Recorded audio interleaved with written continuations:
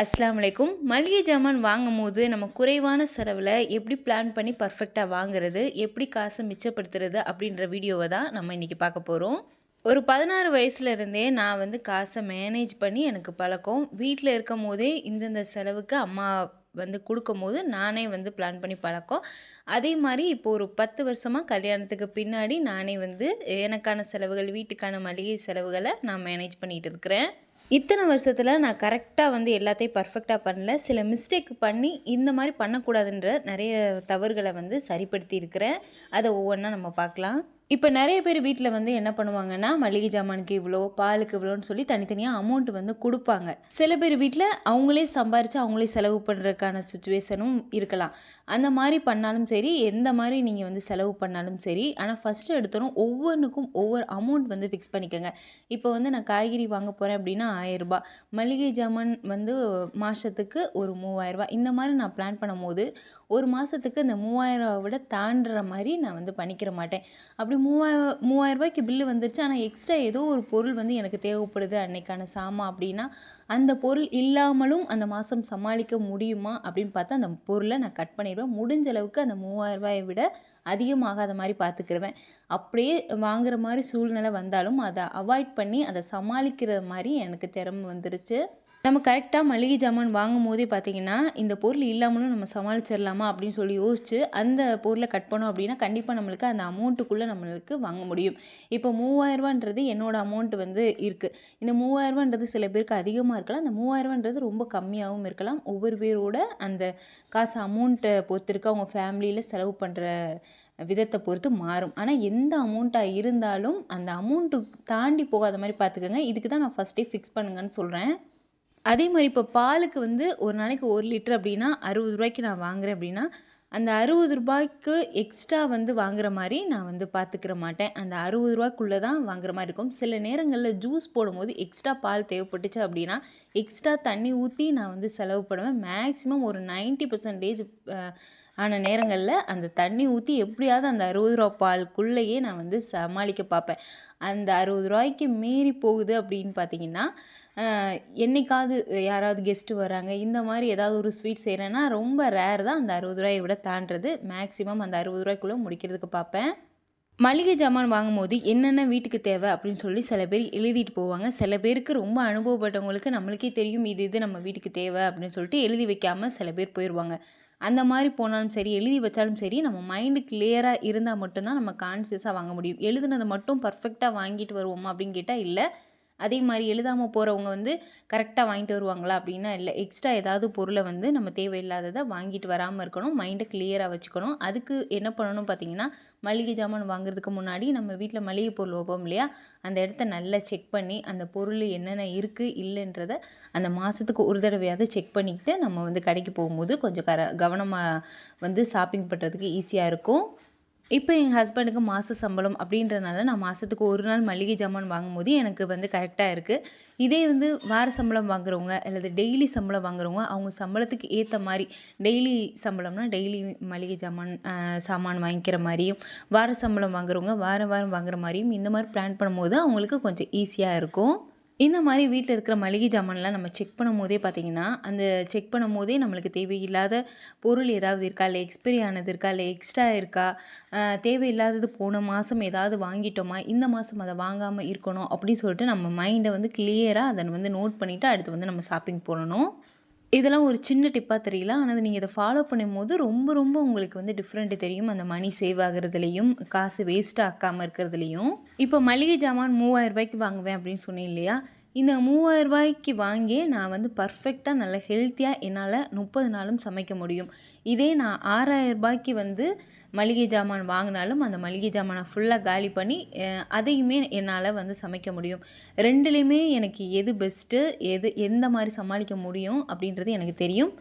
நம்ம அதிகமாக செலவு பண்ணி தான் நம்மளுக்கு நல்ல சாப்பாடு சாப்பிட்ணும் அப்படின்னு எந்த ஒரு அவசியமும் இல்லை. நம்ம கம்மியான காசில் செலவு பண்ணியே நல்ல சாப்பாடாக சாப்பிட்லாம்.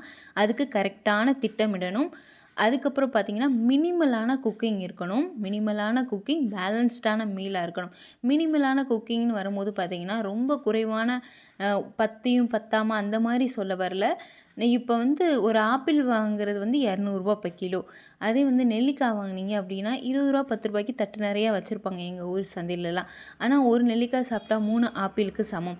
அந்த மாதிரி நம்மளுக்கு ஹெல்த்தில் நிறைய அதே மாதிரி நெல்லிக்காயில் அவ்வளோ வந்து ஹெல்த் பெனிஃபிட் இருக்குது. அந்த மாதிரி நம்மளுக்கு அவைலபிளாக நம்ம ஊரில் கிடைக்கிற காய்கறியை நம்ம வாங்கும்போது நிறைய காசை வந்து மிச்சப்படுத்தலாம். சில பேர் வந்து கமெண்ட்டில் கேட்டிருந்தாங்க, உங்களோட மீல் பிளானை பற்றி சொல்லுங்கள் அப்படின்ற மாதிரி.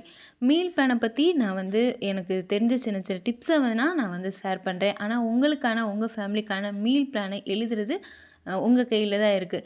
ஏன்னா நம்ம வீட்டுக்கு தகுந்த மாதிரி இப்போ எங்கள் வீட்டில் டெய்லியுமே மீன் சாப்பிட்ருவாங்க, இல்லை பழைய குழம்பு சாப்பிட்ருவாங்க. அந்த மாதிரி தான் என்னோடய மீல் பிளான் இருக்கும். டெய்லியுமே நான்வெஜ் இருக்கிற மாதிரி நான் பார்த்துக்கிருவேன். மீனுன்னு வரும்போது ரூ. 100 200 அந்த மாதிரி மீனாக வந்து மேக்ஸிமம் செலெக்ஷன் பண்ணுவோம். மீனில் நிறைய சத்துக்கள் இருக்குது. அதே மாதிரி அது ப்ரோட்டீனில் எடுத்துக்கிருவோம். ப்ரோட்டீனுக்குன்னு ஏதாவது ஒரு நான்வெஜ் எடுத்துக்கிறோம் இல்லையா, அந்த மீன் இல்லாத போது ஏதாவது ஒரு முட்டை அந்த மாதிரி கூட எடுத்துக்கிருவோம். அதே மாதிரி ஃபைபருக்கு ரூ. 10 ரூ. 20 தட்டில் நிறைய காய்கறி, கேரட், பீன்ஸ், பீட்ரூட் இந்த மாதிரி எங்கள் ஊரில் கிடைக்கும் சந்தையில். அந்த மாதிரி வாங்குவோம். சில நேரங்களில் அதையுமே வந்து வாங்க முடியாத சூழ்நிலை இருந்துச்சு அப்படின்னா பக்கத்தில் இந்த முருங்கைக்கீரைலாம் கிடைக்கும், நல்லா சூப்பராக கிடைக்கும். அவங்கக்கிட்ட வந்து ஃப்ரீயாகவே கொடுப்பாங்க. நல்லா வாங்கி ஃப்ரெஷ்ஷாக வந்து சமைச்சிறது. சில நேரங்களில் கீரையே ரூ. 10 கட்டு நம்ம ஏரியாலே வரும். அதை வந்து வாங்கி சமாளிச்சிடுறது. இதில் வந்து ரொம்ப ரொம்ப ஹெல்த்தி. கீரையும் மீனும் நீங்கள் வந்து செக் பண்ணி கூட பார்க்கலாம் கூகுளில். ஆனால் ரொம்ப ரொம்ப விலையும் கம்மி இல்லையா? அந்த மாதிரி நான் வந்து எதெல்லாம் விலை கம்மியாக நம்மளால் முடியுது, எது சமைக்க ஈஸியாக இருக்குது, சமைக்கிற நேரத்தை கம்மிப்படுத்தி கொடுக்குது, நம்மளுக்கு ஹெல்த்தில் நல்ல இம்ப்ரூவ்மெண்ட்டு கொடுக்குதா, அந்த மாதிரி நிறைய விஷயங்களை காசை மிச்சப்படுத்தி கொடுக்குதான்னு நான் கரெக்டாக பிளான் பண்ணி நம்ம வீட்டுக்கு தகுந்த மாதிரி எழுதுவேன். அதே மாதிரி நீங்கள் வந்து பிளான் பண்ணி எழுதுறீங்க அப்படின்னா உங்களுக்கு நிறைய வந்து மற்றவங்க எழுதுறதுக்கும் நீங்கள் எழுதுறதுக்கும் நிறைய வித்தியாசம் கிடைக்கும். மீல் பிளான் எழுதும் போது பார்த்திங்கன்னா நம்ம வாரத்துக்கு தேவையானதை ஃபுல்லாக எழுதி வச்சுட்டு அதுக்கப்புறம் நான் வந்து சந்தைக்கு போய் நம்ம வந்து காய்கறி வாங்குவோம். அதுக்கப்புறம் பார்த்திங்கன்னா மாதத்துக்கான மளிகை ஜாமான் ரெகுலராக இதுதான் தேவைன்னு எனக்கு தெரியும். அதை விட எக்ஸ்ட்ரா வாங்குறதில்ல. நம்ம ஃபேமிலிக்கு இந்த பயிறு, பாசிப்பருப்பு, துவரம்பருப்பு, அதுக்கப்புறம் ஏதாவது ஒரு பயிர் வகைகளை, கொண்டக்கடலை, அதுக்கப்புறம் பச்சைப்பயிறு, இதில் ஒரு அரை கிலோ இந்த மாதிரி இந்த மாதம் இந்த பயிர் இருக்குது வீட்டில் அப்படின்னா வேறு பயிர் வகைகளை ஏதாவது வாங்குறது. இந்த மாதிரி ரெகுலராக வாங்குறது தான். டீ தூள், காஃபி தூள், சுகர், நாட்டு சர்க்கரை இந்த மாதிரி ரெகுலராக வாங்குறது தான். அதனால் அதில் வந்து மீல் பிளான் எழுதி தான் வாங்கணும்னு இல்லை மளிகை ஜாமானில். அதனால் பார்த்திங்கன்னா மளிகை ஜாமான் வாங்கிட்டு இந்த வார சந்தை வாரம் வந்து காய்கறி மட்டும் வந்து பர்ச்சேஸ் பண்ணுவேன். அப்போ மட்டும் மீல் பிளான் எழுதிட்டு காய்கறி வாங்க போவேன். சில நேரங்களில் காய்கறி வாங்கிட்டு அதுக்கு தகுந்த மாதிரி மீல் பிளானை எழுதிடுவேன். இந்த மாதிரி எழுதும் போது நிறைய வந்து மணி சேவ் ஆகும். இது ஒரு பெரிய டிப். நீங்கள் வந்து முயற்சி பண்ணி பார்க்கும்போது உங்களுக்கே இது இல்லாமல் சமைக்க முடியாது. மீல் பிளான் இல்லாமல் அந்தளவுக்கு ரொம்ப அட்டாச்ட் ஆயிடுவீங்க. இப்போ நான் ஃபஸ்ட்டு பாயிண்ட் சொன்னேன் இல்லையா, அமௌண்ட்டை ஃபிக்ஸ் பண்ணணும் அப்படின்னு சொல்லிட்டு. அமௌண்ட்டை ஃபிக்ஸ் பண்ணும்போது இப்போ ரூ. 3000 நான் வந்து பிளான் பண்ணும்போது ரூ. 3000 வந்து வாங்க முடியுமா அப்படின்னு வந்து பார்த்து முன்னாடி நான் மிஸ்டேக் பண்ணியிருக்கிறேன். அந்த மாதிரி மிஸ்டேக் பண்ணாமல் இப்போ அந்த ரூ. 3000 என்னென்ன வாங்க முடியுமோ அதை ஃபுல்லாக வாங்கிடணும் அப்படின்னு சொல்லி இப்போ வந்து நான் கரெக்டாக வந்து அந்த மிஸ்டேக்கை திருத்திக்கிட்டேன். இப்போ 3000 கம்மியாக வாங்கணும் அப்படின்னு சொல்லி நான் பிளான் பண்ணேன்னா சில இதை விட்டுறேன். அதனால் பார்த்திங்கன்னா எனக்கு இந்த ரூ. 3000 வாங்கணும். அப்படியே எல்லாமே வாங்கிட்டு ஏதாவது ஒரு கொஞ்சம் ரூ. 100 200 மிச்சம் ஆகுது அப்படின்னா அதுக்குள்ளே ஏதாவது நம்ம வீட்டுக்கு தேவையானது ஏதாவது வாங்கலாமா அப்படின்னு யோசிச்சு அந்த ரூ. 3000 நான் வந்து ஃபுல்லாக ஃபினிஷ் பண்ணிடுவேன்.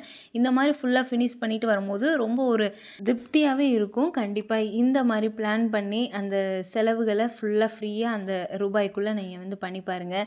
உங்கள் மைண்டும் கிளியராக இருக்கும். எதை வாங்கணும் எதை வாங்கக்கூடாதுன்ற அந்த கிளியாரிட்டி நம்மளுக்கு நல்லா தெரியும். மினிமலான குக்கிங், மினிமலான திங்ஸை நம்ம வீட்டில் வச்சுக்கும் போது மற்ற நிறைய விஷயங்களுக்குள்ள நம்ம சிக்கனத்தை கொண்டுட்டு வரலாம். ட்ரெஸ் வாங்குறதா இருக்கட்டும், அதுக்கப்புறம் நம்மளுக்கு வேறு ஏதாவது தேவையில்லாத வெளியில் போய் சாப்பிட்றது, இந்த மாதிரி நிறைய விஷயங்களில் நம்ம சிக்கனத்தை கொண்டு வரலாம். ஆனால் சமையலை பொறுத்தவரை முடிஞ்ச அளவுக்கு சிக்கனத்தை கொண்டுட்டு வராமல் அதில் வந்து ரொம்ப கஞ்சமும் இல்லாமல் அதிகமாக போயிடாமல் நம்ம பேலன்ஸ்டாக நம்ம வந்து கொண்டுட்டு வரும்போது நம்ம குடும்பம் நல்லா ஹெல்த்தியாக இருக்கும்.